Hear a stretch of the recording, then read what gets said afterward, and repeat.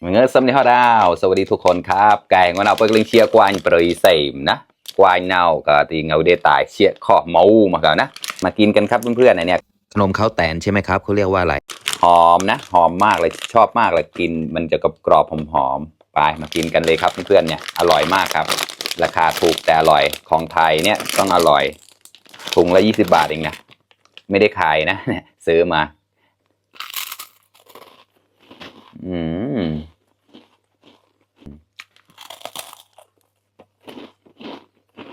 กรอบหอมมากหอมเขาครับ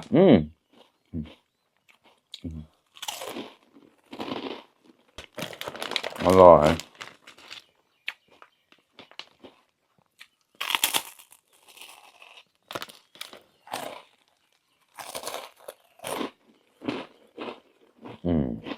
เพื่อนๆคนไหนชอบกินเหมือนผมบ้างไหมครับมันก็แต่จอดเหมือนกันนะครับสำหรับเอาแต่จอดกว่าเนาะชอบมากครับ